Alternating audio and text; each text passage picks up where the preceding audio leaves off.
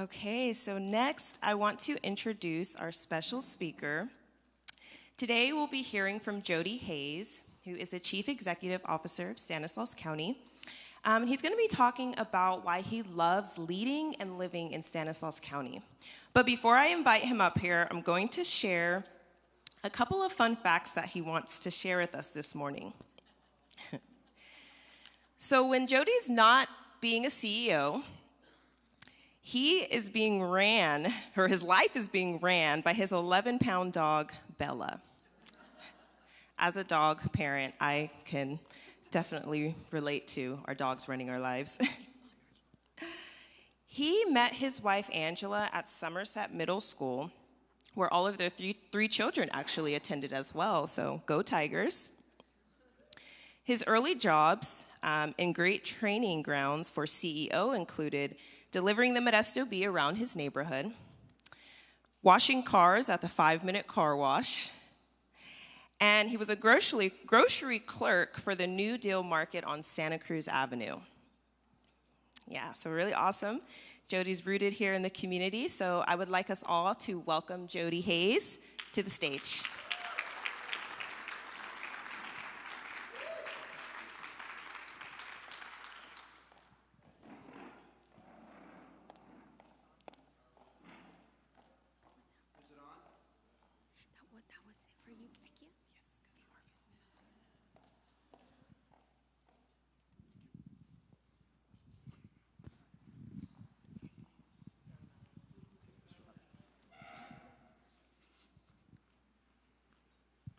Thank you so much, and thank you, Aki, for that wonderful introduction. For the record, I didn't offer all that up. I was told that I had to share some of those fun facts.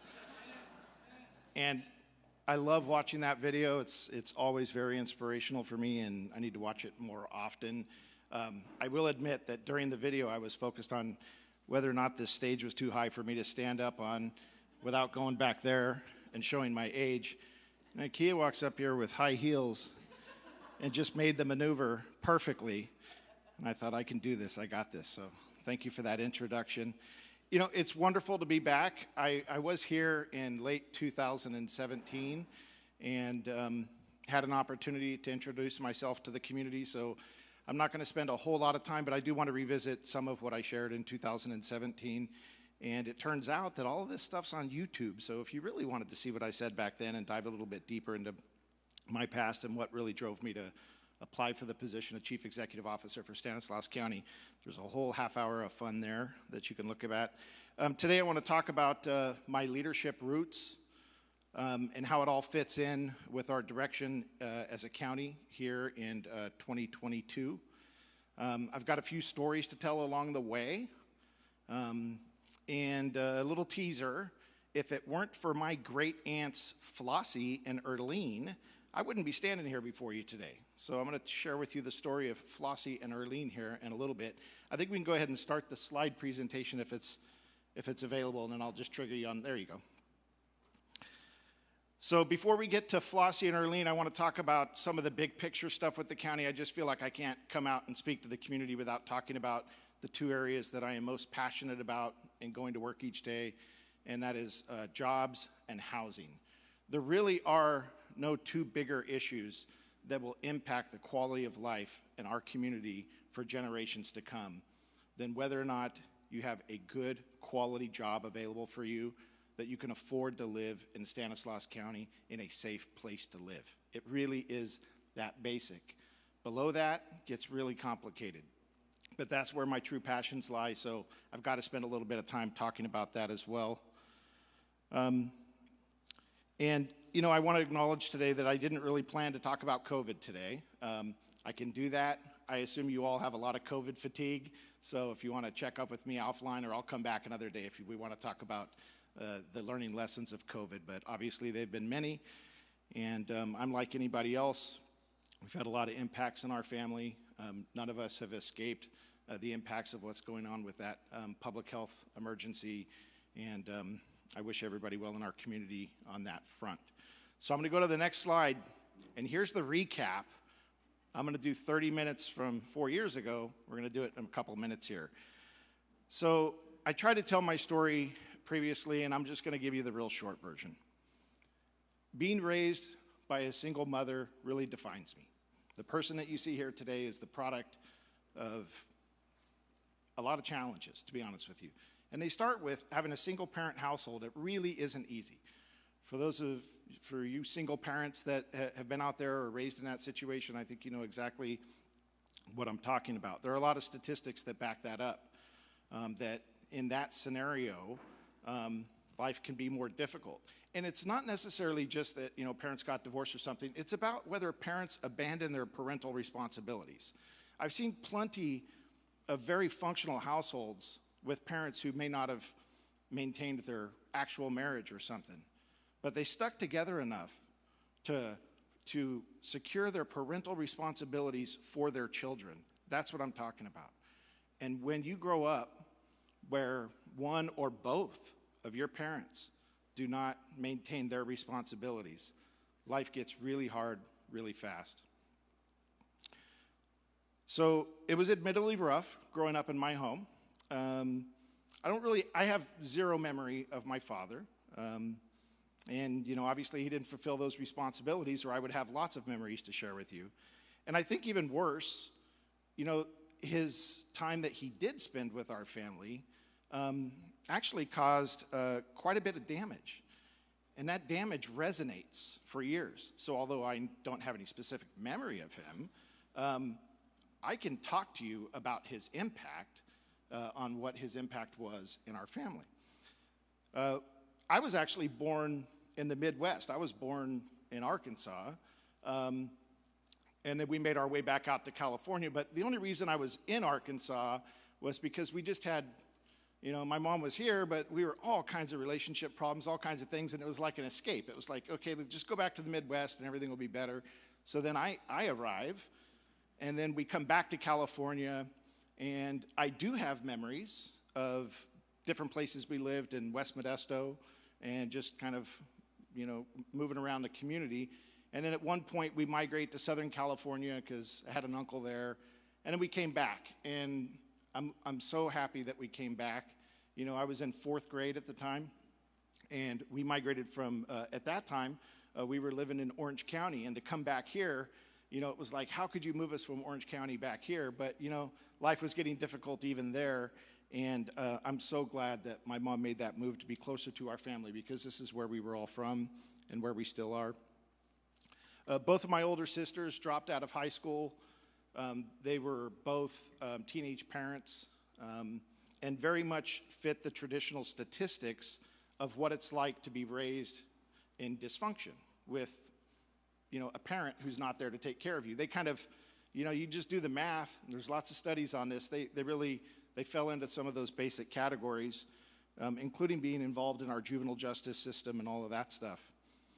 I graduated from Downey High School, and I had zero. Oh, are there any other Downey? Oh, Jim Applegate's here. I know here. We graduated together. There you go, Jim. And my wife, Angela. We all graduated together.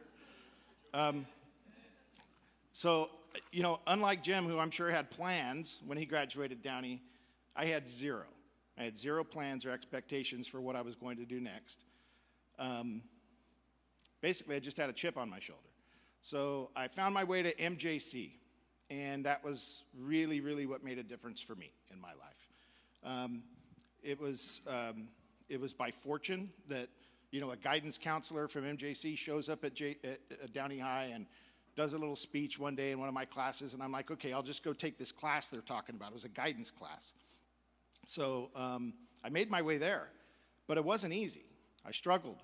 It took me 3 years to get through Modesto Junior College. I had to take intermediate algebra. That's Math 90 for those of you who know this stuff.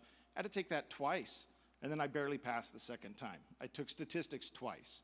I had to repeat some of these classes. I just couldn't get through. No worries. The county's budget is about $1.5 billion, and I got all this figured out by now. So it snapped in eventually, trust me. So I want to talk to you about what that photo in the middle means to me. So that's me handing my diploma to my mom at MJC, and it means a lot for a lot of reasons. But that was really where I turned the corner on my self-confidence and transferred to a 4-year university. I went to Cal Poly Pomona down south. And I think, in reflecting on what all of that means, like, okay, so how do you go from all of that challenge to I'm handing that diploma to her and so forth? I really, in reflection, I think it was about self-confidence. At some point along the way, I traded the chip on my shoulder, which got me to JC, and thought, I'm going to show people I can do something that most people just didn't think I could do. Like anybody in my life, to be honest with you, a lot of family members were like, yeah, we don't expect much to happen here with this kid. But, to transfer that to belief, and instead of operating off of, some rage that I probably had built up through the years, I just started to believe. I started to believe that I had some abilities that actually meant something. And to be honest with you, it was probably a couple of the professors at JC that really resonated with me, and that, I'm in a class with a lot of other kids that came up with very different backgrounds, and many of them similar as well. But having that transition from, the chip on my shoulder to believing in myself is what really, really made the difference. And once I did that, life was much different for me. So, I think it's important for me to acknowledge that I am the product of most of the programs that we operate in Stanislaus County. So I am the product of early childhood, early start programs. I am the product of Section 8 housing. I am the product of food stamps. We call it CalFresh now. I am the product of general assistance, what we just called welfare when I was a child. I'm the product of subsidized childcare. All of those programs at some point played a role in our life. It wasn't a constant theme. My mom worked throughout all of this. She did all kinds of very low-skilled labor jobs and worked hard at all times. She didn't stay at home expecting anything.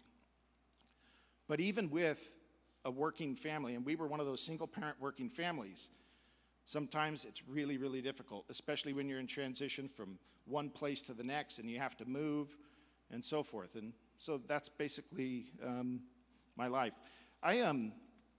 One thing I love to do as CEO of the county is I love to go to the Community Services Agency, and when I stop in that building for meetings on Hackett Road, that's where our social services programs are. I won't even tell anybody I'm there. I'll go early, and I'll sit in the lobby, and I'll just watch. And I'll remind myself of why we're doing what we're doing. And what I particularly watch and love to see are the kids in the lobby, because they remind me of what we're trying to do here. And I'm reminded that I was one of those kids, and that any one of those kids in that lobby can be the Stanislaus County Chief Executive Officer 2 decades from now.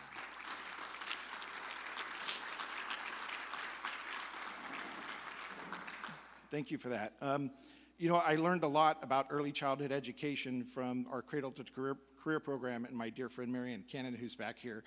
And as part of that program, I learned how important it was that those kids in that lobby can reach grade level reading by grade 3, and how important that was. So just before COVID, one of my proudest moments as CEO was we opened a library in the lobby of that community services agency. And we had kids' books everywhere. I actually had the sheriff there reading kids' books. And one of my proudest moments, 3 months later, we shut it down for obvious reasons. We're going to reopen that library, and I'm going to love doing that. And I'm going to love just sitting there and watching kids come and grabbing books off that shelf. Okay, so I am going to breeze through very quickly the two really passionate topics that I have to mention when I'm out talking in the community, and that is housing and jobs. And I want to first start talking about housing. Next slide, please. It's probably hard to read from out there. This is your basic housing continuum. It's a real oversimplification of what the housing continuum looks like. But on the lowest end, you have temporary emergency shelters that somebody might be in for a day or 6 months. Unfortunately, lately, it's longer than that. And you move up through transitional housing, permanent supportive housing, where we put folks who are really struggling to live on their own, and we surround them with county services and so forth. And then we have what's called now workforce housing. It used to be called affordable housing. It's actually workforce housing now. Those are folks who are working 40 hours per week and still can't even afford to live at a basic level in a community sometimes. So you see the project that the Housing Authority is working on out at the old Red Lion Clarion out there on Briggsmore and Orangeburg there. The Housing Authority has a wonderful vision of turning that old hotel and parts of it into workforce housing. Those are people who are working, and just based on circumstances and the economy of our local community, they can't afford to live the way they should. Then you have the rental housing market and home ownership. So this is a real oversimplification of that whole system. Here's why it's on the screen, is you have to have strategy to address it. This challenge is so big, and we have gotten so far behind the curve, and it's not just us, folks. It's all of California is struggling with this right now. There's no community in California where everybody's like, yeah, there's ample housing here, no problem. So this is a challenge everywhere. But to address this strategically at the highest levels of our local government, we've decided you have to break it in half. So we have a lower half of the housing continuum, and we have an upper half of the housing continuum. The lower half, we're trying to address through numerous homeless programs. We did establish the Stanislaus Homeless Alliance, which is an effort to bring our cities together at the table to give elected officials a role in trying to work on these really complex issues. I want to recognize Mayor Suze Wallen, who's here. She's an active supporter of the Stanislaus Homeless Alliance, and she's done a lot in her leadership. So thank you very much, Mayor Wallen, for that. I could spend a lot more time on homelessness, but the upper half of this housing continuum is really where we want to focus. We spent years on the lowest rung of that ladder, literally years, talking about shelters. We have to spend our time on the upper half of this continuum. That's where we're truly going to make a difference for a long time to come. Next slide, please. So this is the real simplification of the homeless system. So when somebody asks me about the lower half of that housing continuum, this is what I'll tell you. I will tell you have to be equally focused on 3 areas. You have to be focused on shelter and housing. Yes, we need some shelters. Yes, we need the lowest ends of the housing environment. We also need programs and services. I actually believe we should have the Cadillac programs. We should have the best programs in the state when it comes to drug treatment, when it comes to our basic social services programs. They're worth every penny, and every dollar we invest there is many dollars we're going to save down the road in our community. So I'm a strong supporter of those programs and services. I'm also a strong supporter of community accountability.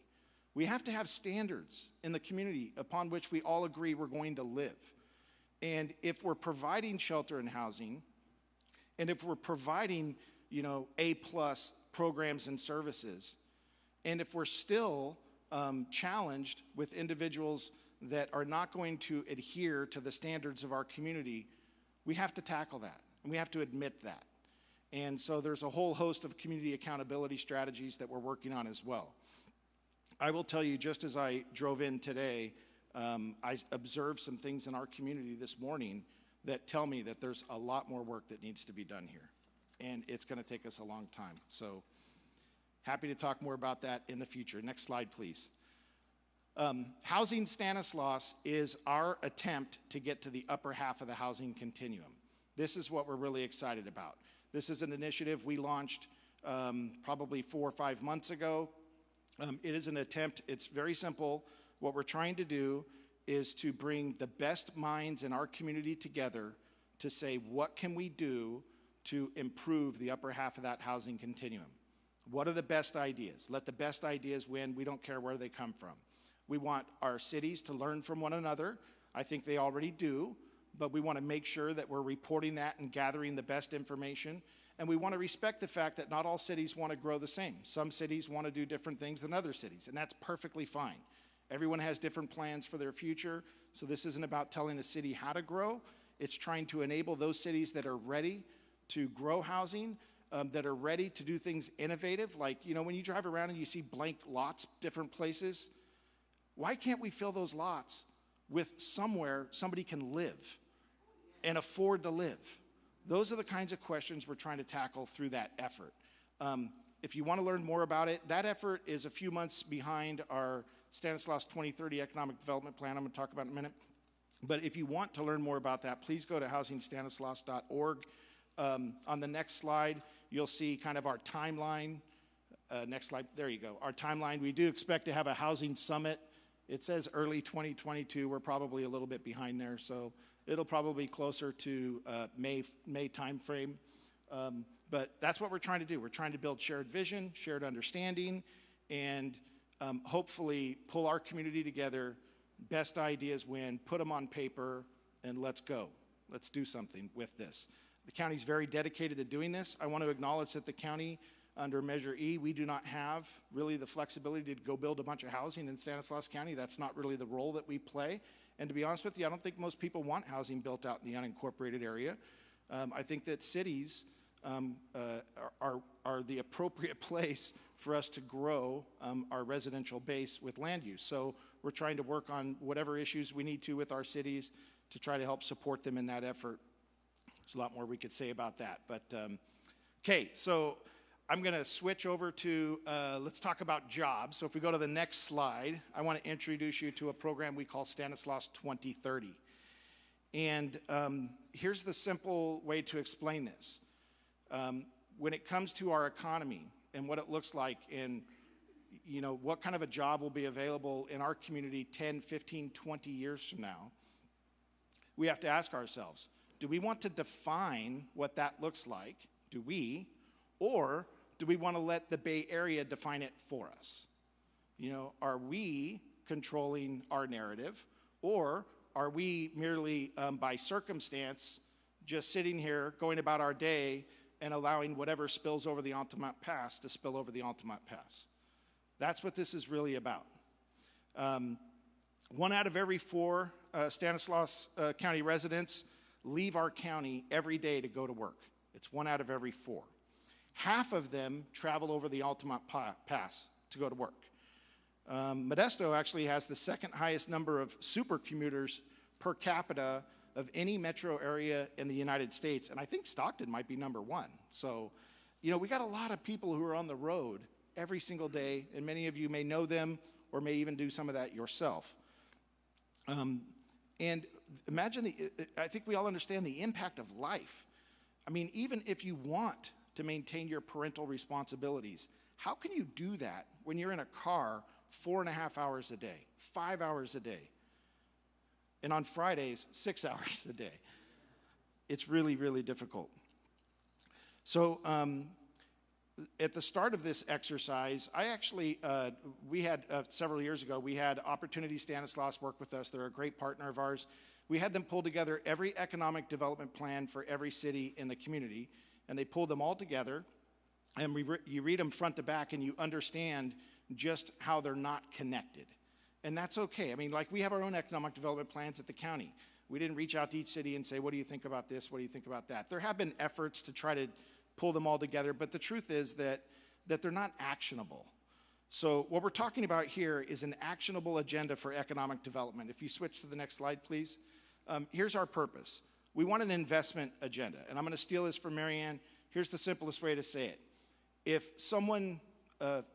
Warren Buffett showed up tomorrow and said, we have $1 billion to invest in the future of your economy, where would you spend $1 billion? Where would it go? And the truth is, we do not have an answer to that question. However, 6 months from now, Marianne promises me we will. So we're off on this effort to try to answer that question, to develop a specific agenda to define our future.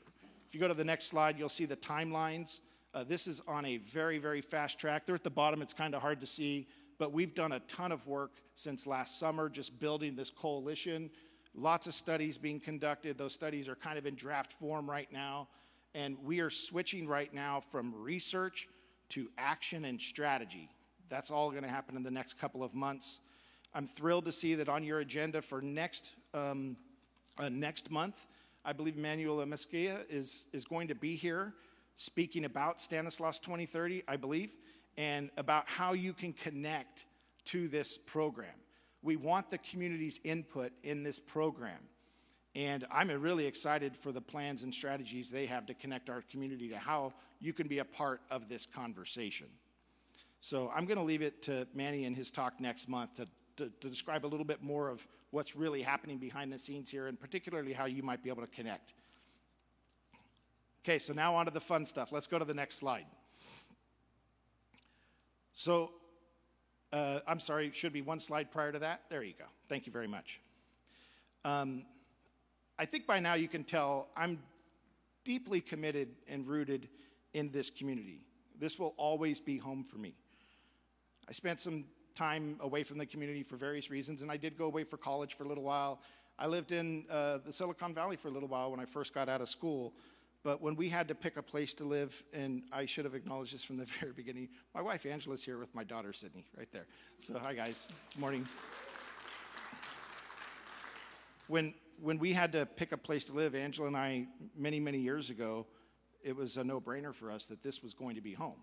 This is where we met, this is where we grew up, and you know, I had this kind of cool job out in Sunnyvale, but that job had to go, and here we are. So, you know, we can be negative about the valley, and I hear it all the time, and to be honest with you, I have to fight that temptation back myself sometimes, which is why I should watch that video more often. So yeah, you can feel negative, and especially when you get into that little pity party about, well, people in Sacramento are making all these decisions, and, you know, we don't like their decisions, and it influences and impacts us. You know, to a degree, some of that's true. But at the end of the day, we collectively are going to be the ones who define who we are. It's not going to be whoever rotates through the governor's office in Sacramento. It's not going to be Bay Area or Southern California politicians. It's going to be us, sitting in rooms like this. So I firmly believe that.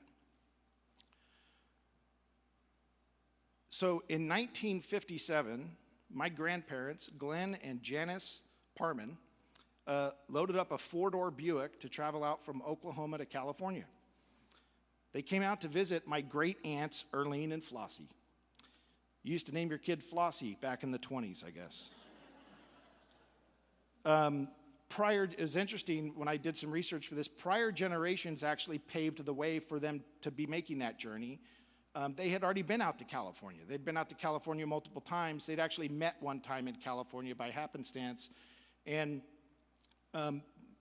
prior to my grandparents, so my great-grandparents' generation, they actually used to migrate out from the Midwest to California to work the fields. So they would come here as farm labor, and then they would go back and forth to California. They kind of had reciprocal arrangements with folks who lived in California that would come help them during harvest time in the Midwest, and they would all kind of go back and forth. I have no idea how they got back and forth so easily, because if you told me we had to drive out to Oklahoma right now, I would not be happy. But apparently they had no problem doing it back in the 40s or 50s. So how many kids can you fit in a four-door Buick? It turns out you can fit 6 kids and 2 adults in a four-door Buick in 1957 and not get arrested. I don't know how that's even possible. So all 8 of them loaded up in that vehicle and made their way on this journey to California. They actually thought they were just visiting. All the kids thought we're just coming out to visit. But like life is back then for, you know, struggling families, somebody, you know, you stay, and before you know it, it's like, oh, we live here now. What about all my stuff? My uncle, in recounting this story, tells me how upset he was that they had gotten pedal cars for Christmas the year before. My grandfather had a good year at work, and they got pedal cars. And it was a really, really big deal. And all he could think about was, my pedal car is in Oklahoma. How am I going to get it? Obviously, you couldn't fit that stuff in the Buick. So they stayed, and because they stayed, and because they visited Aunt Erlene and Flossie, I'm here talking to you this morning instead of working for Roger Mills County in Oklahoma. And I'm happy about that. So what happened after they got here isn't very well documented, to be honest with you. It was a struggle. It wasn't easy. They started in Bethel Island out in the Delta till that flooded. They wound up at Shoemake in what was called a parlor barn, which is basically a place to milk cows without cows. And they huddled around a heater at night for heat, or the stove, just to stay warm. They did all of that stuff. They eventually went at it in South and West Modesto and bounced around between Imperial Avenue and Sutter Avenue. So those were always our cross streets at some point in our life. And, you know, alcoholism, failing relationships, all of that played a role along the way. It was difficult times. All 8 of the kids, or actually 2 more kids were born, and they all left and worked hard as soon as they could. And they've done some amazing things, actually, that my mom's generation. So I actually feel like my mom's generation and all my aunts and uncles, they should be up here telling their stories because they've really accomplished some amazing things in those difficult circumstances. Very, very proud of them. I wanted to share all this with you because it lives on in my heart every single day. I didn't live those experiences, but it's as if I did. And when I drive those streets or I talk to that generation and I learn about their struggles, it's as if I've experienced it myself. And I recognize that so many people in our community are experiencing those same exact struggles today as I talk to you today. And I know that, and I understand that. I think what's really important about leadership is that we underestimate the power of adversity and what it means to us. You know, what are our superpowers here? One of our superpowers is that we have been through a heck of a lot. And generations before us have really, really struggled. And because of them, we are stronger. I think we're stronger than we want to admit we are, or that we want to acknowledge we are. It took me a long time to find any of my personal strength. But this valley is very, very strong. We are hardy people, regardless of how you arrived here. You came on the 99 like everybody else, unless you drove the back way, and then that's a different story. We all came up here on the 99. Mine was in a 57 Buick. Whatever your story is, it's probably similar. It wasn't in a padded moving van with servants doing everything for you. That's not how people moved here. That's not how people lived when they moved into this community, generally. So we're strong. When I hire leaders into the chief executive office at Stanislaus County, you know, we do all the technical stuff, whatever. What I'm after is adversity. What do you do when your back's against the wall? We don't all come from the same place, and I don't expect that. But when your back's against the wall, how do you act? How are you forged? How are your leadership skills forged? All of our backs will be against the wall at some point, and the best way to understand how you're going to act is how you've acted in the past under pressure like that. So I believe we are strong. We're much stronger than we recognize, and I believe we need to leverage that strength, celebrate it like you saw in that video. That's a celebration of strength. You know, all the awkwardness and quirkiness that makes us special, let's celebrate it. Okay, next slide, final slide, and I'm going to wrap up. I'm just so excited for what's before you on the screen. Last year, we actually had this ready to go prior to COVID, and it just wasn't time. We have completely rewritten the county's mission statement to make it 3 simple words. What do we do in the county organization? It's 3 simple words. We build community. That's what we do. What kind of a community? A community of choice, a place where people live, work, and thrive, a community that we can be proud to call home. It's that simple. So whenever we get distracted with what are we trying to do, what are we trying to accomplish, we always go back to this. We're trying to build a community that we can all be proud of. So I would encourage any of you that if you're ever curious or you think that we're not upholding this mission statement, please feel free to reach out to me directly at any time. I'm easy to find, I really am. And I'd be happy to work with any of you at any time for us to fulfill that commitment and responsibility to each one of you. I think my time's up. I want to thank all of you very much for having me. Thank you, Marvin, and the entire team at City Ministry Network. Thank you.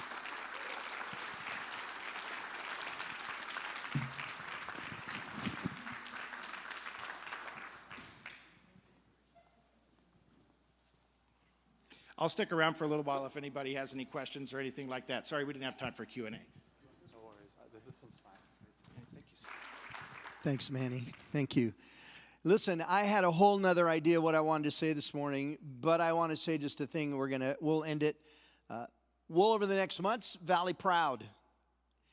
And there are a lot of incredible things that have happened over the last year and a half because of the adversity. There's a lot of wonderful work that's been happening behind the scenes quietly from our civic leaders, city, government, private sector, nonprofits. In the middle of all this noise and all the pain and candidly all the death, there's been some incredible work that's been happening. We are just like one of those groups where we looked at each other and said, okay, this is coming. What are we going to do about this? How are we going to react and how are we going to respond?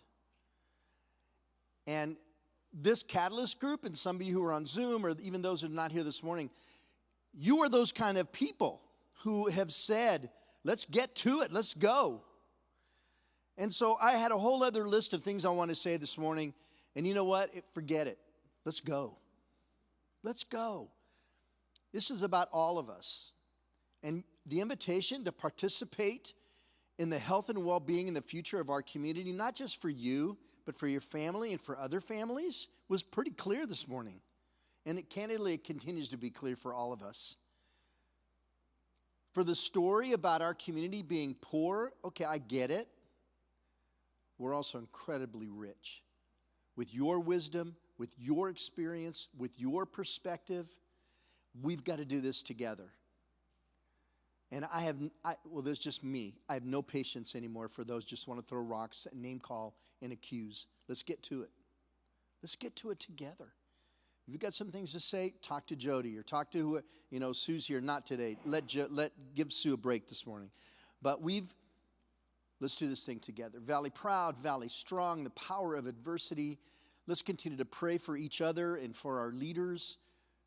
I was even back earlier this morning kicking around ideas and how about this and we see this and I don't know what we should do or not do. Those are great conversations. Let's do that together. So I'm going to put away all my other notes and to say, you are an incredibly gifted human being. And I say to so many of you, first of all, that you are a gift of God to our community and you are a gifted person. So I want to encourage you to take those gifts and abilities that you have or maybe need to discover, and let's put them to work together. We have to do that. Catalyst has been a space for us to build trusted relationships. I loved the energy and all that was happening a little after 7 and all the talking, and I'm going to end here so you can do that some more. Valley proud, Valley strong, and I love being here. And I'm confident so many of you do too. So let's continue to work together. Unity sometimes means for me, well, are we all supposed to walk in lockstep? And the truth of it is, let's walk in harmony. Let's be like a beautiful orchestra where the drums make noise and the trumpets make different noise, but together we make beautiful music. So that's where we're going. And so I'm excited about being here. Let me give you some takeaways. Most of you already probably know some takeaways. Plan to come back next month, bring a couple of friends with you, people who need to know clearly where we're going, where the conversations are going for the next 10 years. We want to all involve you in that. And so let's get to it. Let's do it. So I want to encourage you to schedule a time, maybe from the slides this morning or somewhere, just have coffee with somebody either in the room or somewhere else. Hey, I heard Jody Hayes say, talk about this or talk about that, or here's what's been happening in the county and the city, and how are we going to work together to make that happen, to share together. Maybe when you go back to work or school this morning, just share one thing that you came out of this time, or maybe somebody brand new, you need to grab some coffee with somebody. City Ministry Network is a 501c3 organization, just like so many of you, and so I want to encourage you, of course, support what you need to do, but also we need to continue to need your financial support and your involvement there. We've invited Manny here. I don't know if Mary Ann will be a part next week. We'll be working on the platform. When our team gets together to design Catalyst, one of the questions always is, what do we want to accomplish? And I wanted to accomplish the humanness of our civic leaders, that they are human beings. And right now we are in a season in our generation where in the name of politics or in the name of making changes, we scream and holler and threaten each other, and people are confused. And I want you to know this is a community where our leaders gather with you, and you get to communicate to them and touch them and interact with them. And what a privilege we get to have that. So continue to pray for them, continue to pray for each other. I'm going to pray for us, and you have a good morning. Lord, thank you for the time together, for Jody's wisdom, for his team, the vision, for all the groups that are working on what the future looks like. It's going to take all of us, not just those of us in the room, but those vulnerable communities, those more vulnerable residents that will never be in these rooms. And Master, may we think of them as we work together to make this an incredible place to grow up and grow old in. And I pray in Christ's name, amen. Stick around. We're going to end early this morning.